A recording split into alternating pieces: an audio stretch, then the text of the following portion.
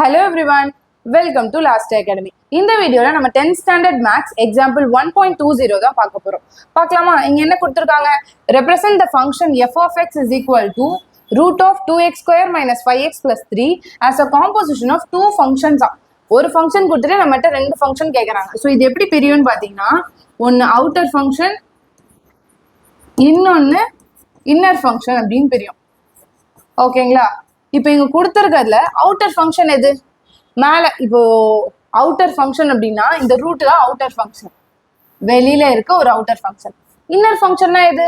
இது உள்ளுக்குள்ள இருக்குல்ல ஒரு concept, 2x square minus 5x plus 3, அதுதான். இப்பயே நம்ம ரெண்டா பிரிச்சுட்டோம். ஓகே, f of 1x அப்படின்னு போட்டு இந்த ரூட்டை நான் வந்து மென்ஷன் பண்ணிக்கிட்டேன். ரூட்டை நான் மென்ஷன் பண்ணி உள்ள எதுவுமே இல்லாம போடக்கூடாது இல்லை, எதுவுமே இல்லாம ரூட்டை நான் போட முடியும். ஸோ அதனால நான் எக்ஸ்ன்னு போட்டுக்கிறேன். f2x அப்படின்ற இடத்துல 2x square minus 5x plus 3, இது இன்னர், இது அவுட்டர் அப்படின்னு நான் போட்டுட்டேன். ஓகே, அவங்க கேட்ட கேள்வி ரெண்டு கொடுத்தாச்சு. இப்போ நெக்ஸ்ட் என்ன பண்ணலான்னு பார்க்கலாம். f of x is equal to இதுதான் அவங்க கொடுத்தது. இப்போ இதை நாங்கள் எப்படி மாற்றிருக்கோம்னு பார்த்தீங்கன்னா, இந்த ரூட்டுக்குள்ள இதோட பேர் என்ன, நம்ம இங்கே என்ன வச்சோம், f2 of x தானே வச்சோம். அப்போ அதை பேரை நான் இங்கே எழுதிக்கிறேன்.